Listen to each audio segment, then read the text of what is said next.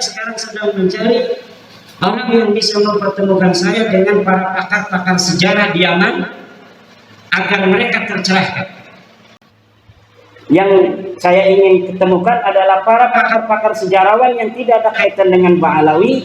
Apabila saya berikan algoritma dari sosok Said Mirbad ini, sejarawan Difar, sejarawan Mirbad, sejarawan Hadramaut akan langsung sadar bahwa ada masalah dalam kesejarahan, terutama kesejarahan nasab daripada sadat-sadat mereka ini. Hebatnya ini Muhammad Syahid Mirbad. Dan saya kalau dipertemukan dengan sejarawan Mirbad, sejarawan Difar, saya yakin orang Difar dan orang Mirbad sejarawannya itu akan langsung sadar kalau sudah bertemu dengan saya.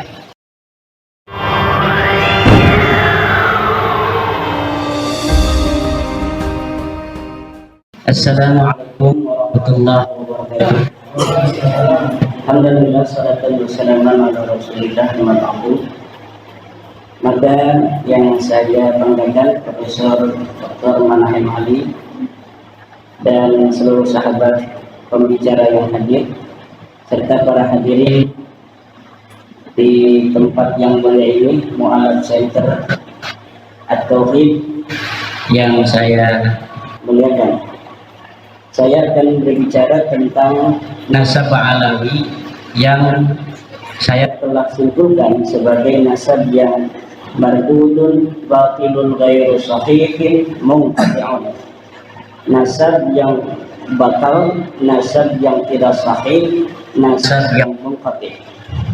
Berlandaskan apa saya menyatakan bahwa nasab Ba'alawi adalah nasab yang batil, nasab yang mardud, nasab yang tidak sahih, nasab yang munqati'. Paling tidak tadi saya telah coret-coret ada 15 poin yang akan saya sampaikan terkait dengan batalnya nasab Ba'alawi pada kesempatan yang berbahagia ini. Pertama, nasab Ba'alawi terputus karena Ubaidillah tidak terbukti sebagai anak Ahmad berdasar kitab-kitab yang sejaman. Tidak ada kitab-kitab yang sejaman yang menyatakan bahwa Ubaidillah ini adalah sebagai anak daripada Ahmad bin Isa. Ahmad bin Isa wafat pada 345 Hijriah. Kitab-kitab nasab yang banyak ditulis ketika itu abad ke-4, ke-5, ke-6, ke-7, ke-8 dan ke-9 tidak mencatat nama Ubaidillah merupakan anak daripada Ahmad. Ahmad bin Isa tidak terbukti hijrah ke Yaman berdasarkan kitab-kitab abad ke-5 sampai abad ke-9. Di dalam kitab-kitab nasab yang telah ada mulai abad ke-5, juga kitab-kitab tarikh, kitab-kitab sejarah yang ada dari mulai abad ke-5 sampai abad ke-9 tidaklah menceritakan, tidaklah mereportase adanya hijrahnya Ubaidillah atau ayahnya Ahmad bin Isa ke Yaman. Bagaimana orang yang tidak hijrah ke Yaman kemudian bisa mempunyai keturunan di Yaman? Yang ketiga, nasab Ba'alawi terputus karena Ubaidillah tidak terbukti sebagai anak Ahmad berdasar kitab-kitab sejaman. Oh, ini enggak? Salah ketik ini. Makam Ahmad bin Isa yang ada di Hadramaut baru ditemukan di abad ke-9. Jadi makam Ahmad bin Isa yang hari ini sangat populer berada di Hadramaut Yaman, itu di dalam kitab tarikh saya temukan bahwa makam itu ditemukan pada abad ke-9 Hijriah. Artinya ketika wafat 345 Hijriah sampai abad ke-9 Hijriah itu telah berjalan 550 tahun. Makam itu dulunya tidak pernah dikenal orang. Ketika nasab Ba'alawi dikonstruksikan pada abad ke-9, bersamaan dengan itu pula lah makam-makam yang berkait dengan nasab itu kemudian perlu untuk dibangun untuk menjadi kekuatan klaim bahwa klaimnya nasab itu ada nama-nama tertentu sampai tersambungnya nasab mereka dengan Ahmad bin Isa. Maka kekosongan nama-nama yang juga di dalamnya ada kekosongan makam-makam ini, perlulah dibangun makam-makamnya itu sebagai bukti saksi buat masa-masa yang akan datang.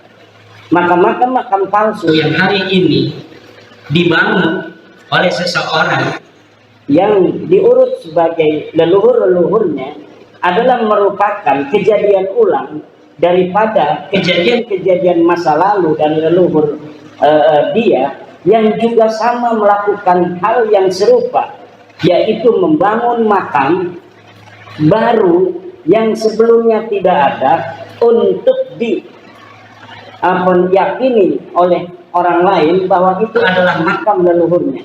Bagaimana pengurutan nasabnya ini sampai Ahmad bin Isa ada, dibuktikan dengan makam yang kemudian dibangun, diberikan tanggal, diberikan titik mangsa sesuai dengan titik mangsa orang-orang yang diklaim ada pada abad itu, padahal orang-orang itu pun tidak ada, sebagaimana makam itu pun dulunya tidak ada.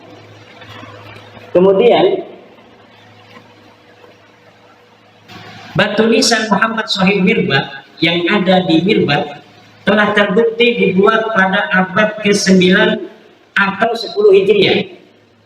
Sebagaimana kita ketahui dari pemaparan tulisan saya bahwa dari nama-nama Ba'alawi ke atas bukan hanya Ubaidillah yang tidak ada, tapi Muhammad, Ubaidillah punya anak namanya Ali, Ali punya anak namanya Muhammad, Muhammad punya anak namanya Ali, Ali punya anak namanya Ali, Ali punya anak namanya Muhammad Shahid Mirbat.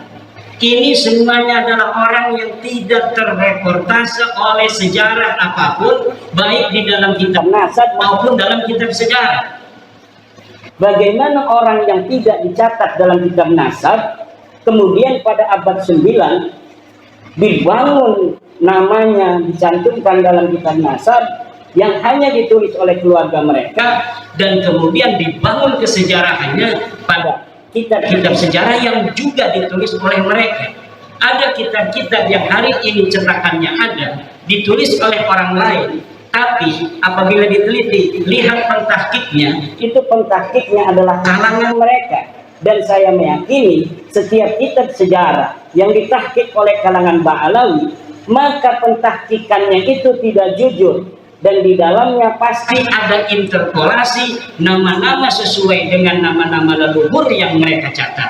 Kenapa? Karena nama leluhur mereka tidak tercatat dalam kitab sejarah, maka mereka merasa perlu untuk mencari manuskrip kuno, kemudian manuskrip kuno ini ditahkik olehnya, kemudian disisipi nama-nama dari keluarga mereka, dan ini dapat dipertanggungjawabkan karena saya telah meneliti beberapa pentahkikan dari kalangan mereka tentang kitab-kitab tarikh Hadramaut, tarikh San'a dan yang mengitarinya.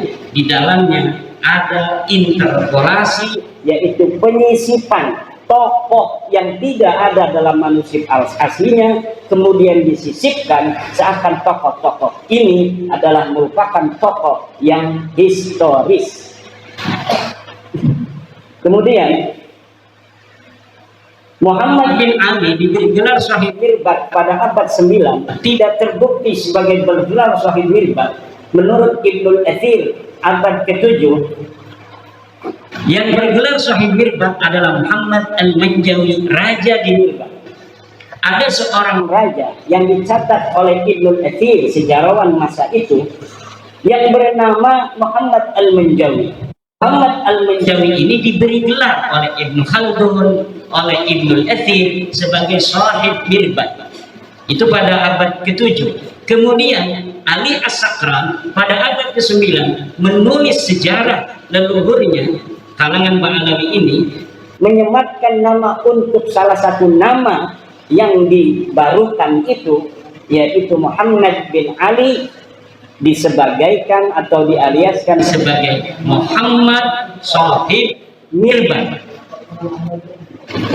Tadinya tidak ada gelar Muhammad Shahid Mirbat untuk leluhur mereka, tetapi karena ada pencatatan dari mereka bahwa Muhammad bin Ali ini pernah ke Mirbat, maka diberi gelarlah leluhurnya ini yang bernama Muhammad bin Ali dengan Muhammad Shahib Mirbad. Saya telah membaca kitab-kitab yang berkaitan dengan sejarah Mirbad dan sejarah Difar, serta ulama-ulama yang hidup pada sejaman dengan Muhammad bin Ali dalam tanda kutip Shahib Mirbad ini. Sama sekali tidak ada yang mencatat di samping kanan dan kirinya seorang ulama bernama Muhammad bin Ali yang digelari kemudian pada abad 9 dengan Shahib Mirbad dari kalangan Ba'alawi.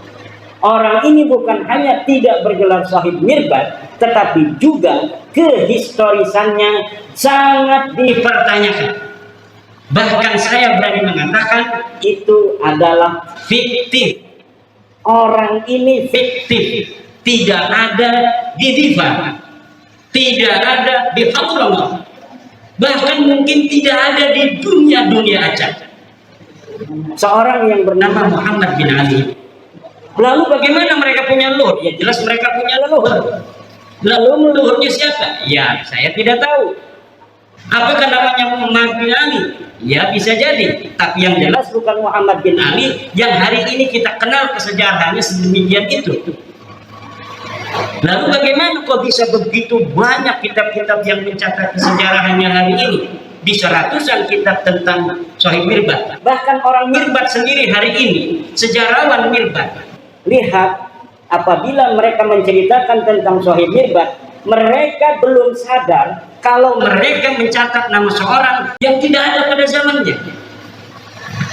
Hebatnya ini Muhammad Shahib Mirbad. Dan saya kalau dipertemukan dengan sejarawan Mirbad, sejarawan Difar, saya yakin orang Difar dan orang Mirbad sejarawannya itu akan langsung sadar kalau sudah bertemu dengan saya.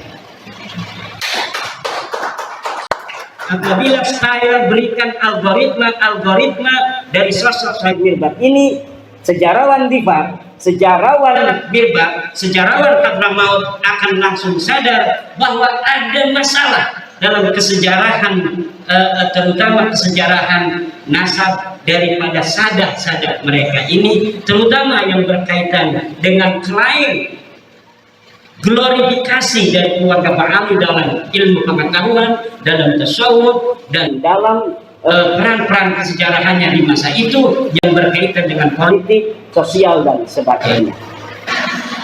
Bahkan saya sekarang sedang mencari orang yang bisa mempertemukan saya dengan para pakar-pakar sejarah di Yaman agar mereka tercerahkan. Yang saya ingin ketemukan adalah para pakar-pakar sejarawan yang tidak ada kaitan dengan Ba'alawi, yang insya Allah apabila dia itu bisa bertemu, maka itu akan langsung gampang sadar daripada orang-orang yang mempunyai subjektivitas dengan kalangan Ba'alawi. Dan saya meyakini itu. Apabila algoritma ini sedikit dibuka, sadar mereka dengan itu, maka sejarah Yaman hari ini yang terbentuk begitu kokoh akan rungkat. Bukan hanya sejarah nasab Ba'alawi, tapi sejarah Yaman, sejarah Mirbad yang hari ini ada, rungkat semua.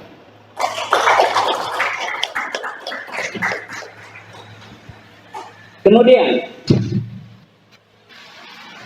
Abdullah bin Shahib Mirbad yang tercatat dalam kitab Al-Durar abad 10 sebagai anak Shahib Mirbad yang mendapat ijazah dari Muhammad Al-Qala'i adalah fiktif. Saya telah menelusuri kisah-kisah seseorang yang bernama Abdullah yang disebut sebagai anak Muhammad Shahib Mirbad, yang disebut mendapatkan ijazah dari seorang ulama besar yang tercatat dalam kitab apapun, bukan hanya dalam kitab sejarah, tapi dalam kitab fikih, dalam kitab-kitab yang lainnya, yang bernama Muhammad bin Ali Al-Qala'i. Muhammad bin Ali Al-Qala'i seorang ulama besar di Mirbad yang hidup sejaman dengan tokoh fiktif Muhammad Shahib Mirbad. Ini dikatakan dia memberikan ijazah kepada seseorang bernama Abdullah, Syarif Abdullah. Kemudian Syarif Abdullah ini disebutkan sebagai anak daripada Muhammad Shahib Mirbad Ba'alawi. Saya meyakini nama ini bukan untuk Abdullah bin Muhammad Shahib Mirbad. Adapun dikatakan bahwa Abdullah ini bin Muhammad Shahib Mirbad adalah pencaplokan sebuah manuskrip tentang ijazah yang tidak diketahui dia bin siapa, kemudian dialiaskan sebagai anak Muhammad Shahid Mirbad. Untuk apa? Agar kesejarahan leluhur mereka tercatat dalam bukti-bukti manuskrip yang dapat ditelusuri. Yang dapat ditelusuri nama Abdullah karena dia mendapatkan ijazah, tetapi Abdullah ini tidak diketahui siapa ini Abdullah. Dikatakan bahwa Abdullah ini adalah anak Muhammad Shahid Mirbad. Muhammad Shahid Mirbad di mana? Fiktif. Tidak ada Muhammad Shahid Mirbad yang bernama Muhammad bin Ali Ba'alawi. Muhammad bin Ali Ba'alawi atau disebut juga Muhammad bin Ali Khalifasam. Saya dapat menyatakan dengan tegas bahwa orang ini fiktif. Tidak ada ulama tarikh yang menulis kesejarahan tokoh ini. Tidak ada ulama nasab yang mu'tamadah, yang bisa dipegang keulamaannya dalam ilmu nasab, yang mencatat seseorang bernama Muhammad bin Ali yang hidup sezaman dengan Muhammad bin Ali Al-Qala'i. Kemudian, jadi yang terdapat dalam kitab As-Suluk tidak terbukti sebagai saudara dari Alwi. Jadi ada kitab sejarah yang kitab sejarah ini adalah mu'tamadah yang bisa dijadikan pegangan untuk sejarah Yaman. Disebutkan ada seorang bernama Jadid yang disebut seorang syarif. Lalu keluarga Ba'alawi pada abad 9 mengatakan bahwa Jadid ini adalah saudara dari leluhur mereka yang bernama Alwi. Dengan demikian kekosongan kesejarahan mereka dalam kitab-kitab tarikh itu mudah-mudahan menurut mereka bisa terpenuhi dengan adanya nama Jadid yang dicatat dalam kitab As-Suluk. Bagaimana caranya? Dengan mengakui Jadid ini sebagai saudara dari leluhur mereka yang bernama Alwi. Dan ini pun nanti akan terjadi pada seorang ulama bernama Salim bin Basri, yang kemudian Salim bin Basri ini yang tercatat dalam kitab-kitab sejarah itu diambil namanya, dialiaskan bapaknya yang bernama Basri sebagai saudara daripada Alwi. Jadi dari sini ngambil supaya kuat. Ternyata yang diambil ini polanya sama. Setelah diambil namanya sebagai bagian dari keluarga mereka, lihat hari ini dalam kitab Syamsul Dhahirah, orang-orang yang tercatat dalam sejarah ini diingkirkan, dikatakan bahwa mereka tidak mempunyai keturunan. Nama Abdullah bin Shahid Mirbad inqarada, tidak punya keturunan. Lihat Jadid inqarada fi al-qarnis fi akhir qarnis sitti, dia inqirat di akhir abad 6. Kemudian lihat Salim bin Basri, demikian pula dikatakan bahwa keturunannya inqirat pada akhir abad ke-6. Semua orang-orang yang ada di dalam buku-buku tarikh, dalam buku-buku sejarah yang diambil nilai-nilai sejarahnya, kemudian sosok keturunannya dikatakan tidak ada. Sementara orang-orang yang sama sekali tidak dicatat dalam sejarah seperti Muhammad Shahid Mirbad itu kemudian berketurunan sampai hari ini. Ini yang terjadi dengan nasab Ba'alawi. Kemudian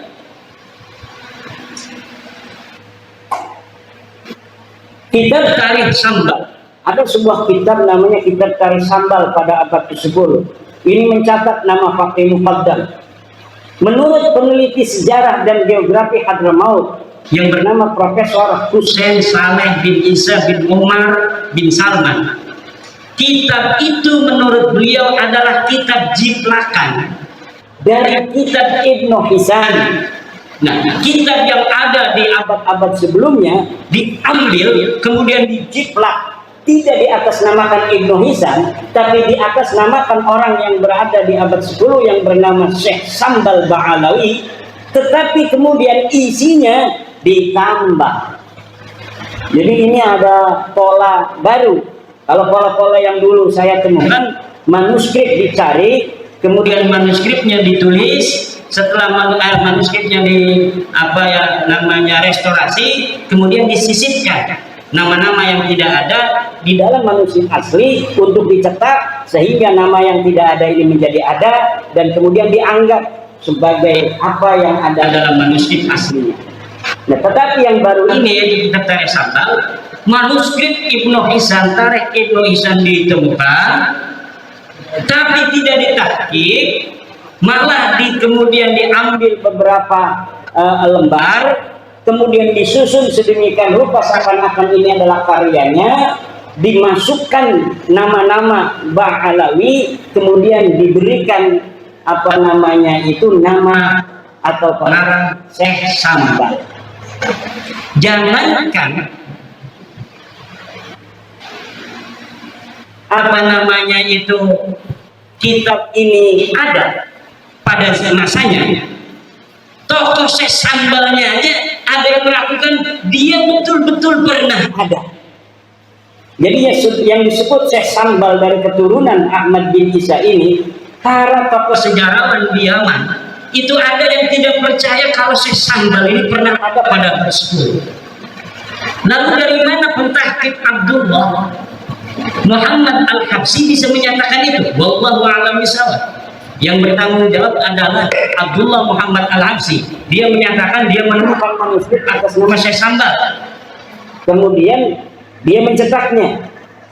Ternyata setelah diteliti oleh pakar sejarah, ini kita bukan milik Syekh Sambal, tapi sebagian diambil dari kitab Ibnu Hisan, kemudian ditaruhin nama Syekh Sambal, dia disebutkan sebagai keturunan dari Ba'alawi.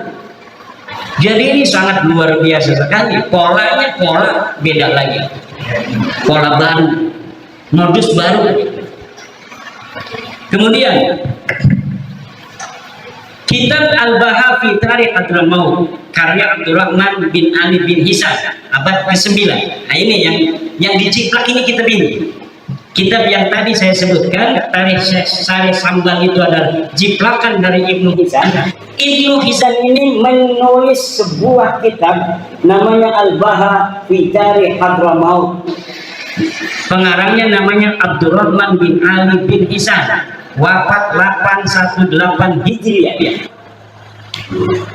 Kitab ini pun ditahqiq oleh orang yang sama, yaitu Abdullah Muhammad Al-Habsyi, dan di dalamnya disisipkan nama-nama Ba'alawi. Kalau tidak percaya, silahkan. Siapa yang mau mencari manuskrip aslinya daripada Al-Baha fi Tarikh Hadramaut itu, yang di dalamnya, di dalam versi cetak hari ini kita dapatkan nama-nama Ba'alawi. Saya berani bertaruh bahwa di dalam manuskrip aslinya tidak ada nama-nama Ba'alawi yang tercatat. Jadi tidak perlu sibuk-sibuk saya untuk mencari manuskrip, karena saya telah meyakini. Bagaimana meyakininya? Oh, itu hanya husnudon atau suudon, karena polanya sudah ketahuan. Kalau 1, 3, 5, selanjutnya itu adalah 7 dan 9. Kalau kita katakan 1, 3, 5, selanjutnya itu adalah 7, 9, dan 11. Kalau kita katakan 2, 4, 6, maka selanjutnya adalah 8, 10, 12. Tidak perlu kita menghitung-hitung dengan kalkulator. Kita akan tahu bahwa setelah 1, 3, 5 adalah 7 dan 9. Kita punya ilmu, punya otak yang diberikan Allah, ngapain kita susah-susah? Kalau pola algoritma itu sudah kita tebak. Kalau tidak percaya, silahkan buktikan. Jangan kita disuruh cari manuskrip. Yang tidak percaya bahwa yang saya katakan dia bohong, harus nyari manuskripnya. Usulnya kenapa Kiai Imam nggak cari manuskrip Alwi bin Thohir gitu? Saya punya kitabnya Al-Majdi, bahwa di dalam Al-Majdi itu bukan bin Al-Hasan tapi Minal Hasan. Lalu Alwi bin Thohir abad 14 dia palsukan, minnya itu dirubah menjadi bin, akhirnya salah, apa namanya, beda pengertiannya. Kata Gus Umar, Alwi bin Thohir berdasarkan manuskrip yang dia lihat. Mana manuskripnya? Dia tidak bilang dari manuskrip mana. Sementara Al-Majdi ketika mengatakan itu adalah minal Hasan, itu berdasarkan manuskrip, dan manuskripnya disebutkan dalam mukaddimah. Ini manuskrip ditemukan di anu, dipegang anu, ditulis tanggal sekian, tahun sekian. Uqudul Almas itu ditulis abad ke-14 tanpa manuskrip. Katanya mengaku melihat manuskrip, tanpa menyebutkan manuskripnya ada di mana, ditulis oleh siapa dan tahun berapa. Sementara Uqudul Almas ini, apa namanya, Al-Mazdi, ketika salinannya itu dicetak menjadi sebuah kitab, menyebutkan bahwa salinannya ditulis pada abad ke-12. Salinannya sekarang ada di perpustakaan anu, ditulis oleh Mang Anu.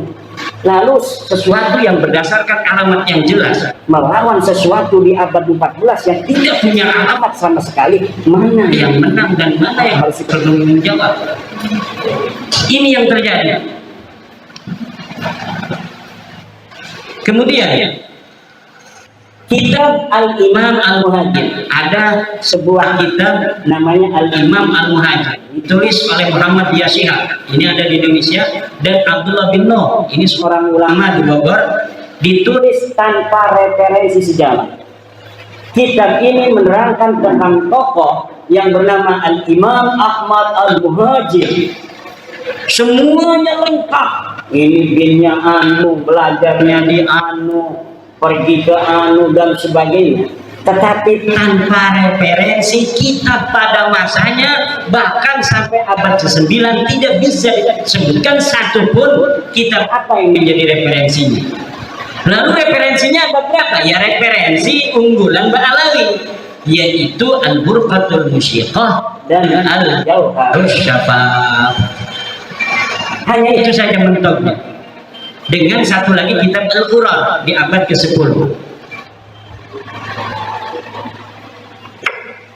Kitab Al-Quran, nah ini yang tadi saya sebutkan, Ba'alawi abad 10, yang menjadi salah satu buku referensi utama nasabah Alawi, hanya mempunyai referensi dari abad ke-9, yaitu kitab Al-Burqah dan kitab Al-Jauharus Syafaf. Jadi abad 10 sudah nambah tuh. Tadinya abad 9 hanya ada Al-Burqah dan Al-Jauharus Syafaf. Abad 10 nambah satu namanya Al-Quran. Nanti ada lagi kitab karangan Abu Bakar Al-Idrus, ada 4. Nanti tunggu lagi. Nanti abad 11 makin banyak. Abad 12 makin banyak. Sehari ini ratusan kitab menyatakan nasabah Alawi dan sejarahnya. Tetapi semuanya akan mentok dan habis pada abad ke-9. Referensinya tidak akan bisa ngancong ke abad ke-8, abad ke-7, abad ke-6, abad ke-5, dan abad ke-4. Karena memang semuanya is nothing. Orang ini tidak pernah ada.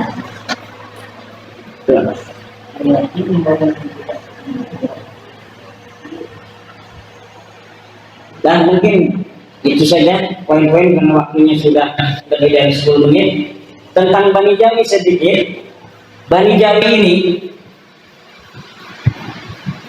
adalah Bani Melayu. Orang-orang Melayu hari ini adalah Bani Jawi. Bani Jawi ini, jangan kita mencari Bani Jawi ini asalnya dari mana. Bahkan Bani Jawi ini ternyata adalah orang-orang yang telah terdeteksi 4000 tahun sebelum Masehi. Kesejarahannya itu bisa dideteksi di Yordania. Di Yordania ada sebuah kampung Jawa 4000 tahun sebelum Masehi. Kemudian di Mesir itu ditemukan kapur barus. Ketika Fir'aun itu berapa tahun? 6000 tahun membangun piramid-piramid itu ditemukan bekas-bekas kapur barus yang asli dari Jawa, dari Melayu.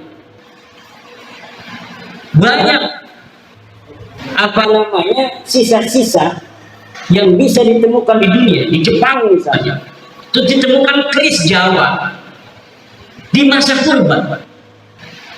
Berarti sebelum Indonesia hari ini merasa sebagai bangsa Buddha, bangsa yang pada bangsa asing, pada endoro-endoro. Dulu leluhur kita ini adalah Bani Jali yang luar biasa, kesejarahannya bisa dideteksi bukan hanya dari 1 Masehi, bahkan dari 4.000 dan 6.000 sebelum Masehi. Ini nanti mungkin akan dikembangkan oleh Profesor Dr. Nana Hemani. Wallahu a'lam bishawab. Wassalamualaikum warahmatullahi wabarakatuh.